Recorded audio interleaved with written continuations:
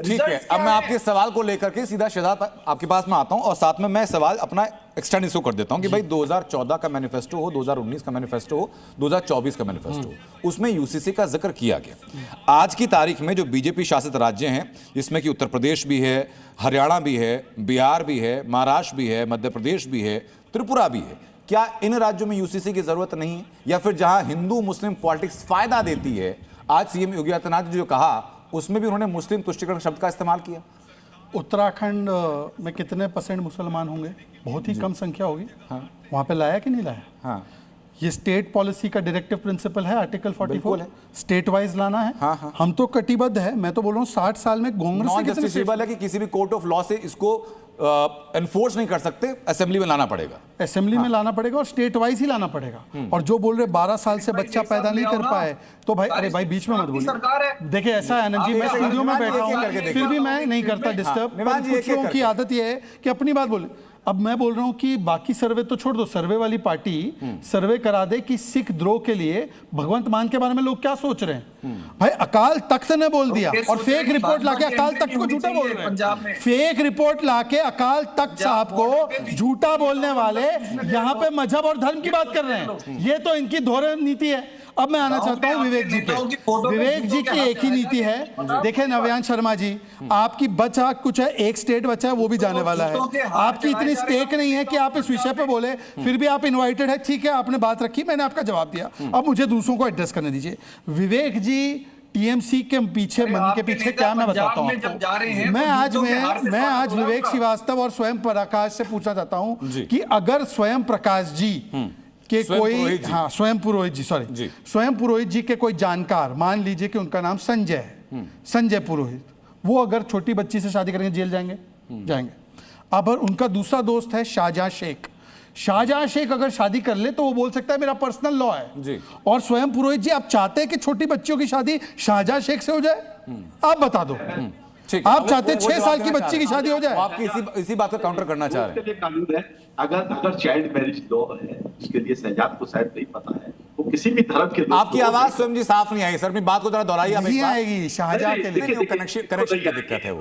आवाज अभी आ रही है आपको? हाँ अभी आ रही है सर, बेहतर है।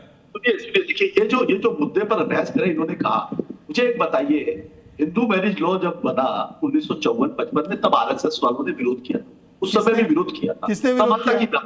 आरएसएस ने विरोध किया। किसने, कब, कहां विरोध किया? दिखाइए। आंबेडकर जी कांग्रेस की सरकार छोड़कर गए, क्या बोलते हैं भाई? मैं हिंदू मैरिज लॉ की बात कर रहा हूँ। मैं हिंदू रिफॉर्म की बात कर रहा हूँ। हिंदू रिफॉर्म 50 में आ गया, मुस्लिम रिफॉर्म नहीं करना है।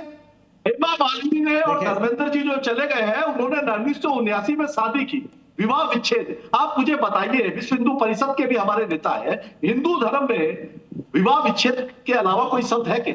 विवाह होता है, शादी होती है, डाइवोर्स, तलाक, ये शब्द नहीं होते हैं। 7 जन्मों का संबंध कहा जाता है, मगर अभी डाइवोर्स हो रहे हैं क्योंकि ये समय की मांग है कि आपको अपनी बच्ची को अगर किसी कहीं देखो हिंदू मजहब को कैसे बदनाम कर रहे हैं, वो रिफॉर्म का सपोर्ट भी कर रहे हैं। एक सेकंड, नहीं आनंद जी, कई मजहबों में एक सेकंड है कि ऐसा भी है।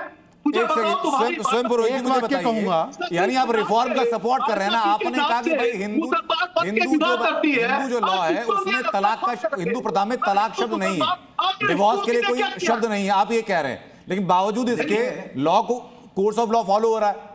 वैसे ही अगर हम यूसीसी लाने की कोशिश करते हैं, अगर सभी धर्मों में महिलाओं को समान पेडिस्टल पर लेकर आने की कोशिश करते हैं, उसमें क्या परेशानी है? संविधान के तहत अगर कोई भी कानून आता है, हम उसके साथ हैं, हम कानून का विरोध नहीं करते हैं। अरे वक्फ का विरोध किया, सीए का विरोध किया, अरे आप लोग करते हैं। आपने आधार कार्ड का विरोध किया, आपने जीएसटी का विरोध किया, आपने एफडीआई का विरोध किया। देश को आगे बढ़ने से भारतीय जनता पार्टी वालों ने रोका। आधार कार्ड का विरोध किया था ना, सीए का विरोध, वक्फ का विरोध, वंदे मातरम का विरोध कहाँ हुआ? अरे वक्त का विरोध, मेरी बात सुनिए, वक्त लागू है, आपको नहीं पता है? ममता बंदो, अरे दंगे करवाए मुर्शिदाबाद में, आपने लिए, वो आप लोगों ने करवाए। चुनाव जीतने के पहले आप लोगों ने करवाए। दंगे करवा रहे हैं।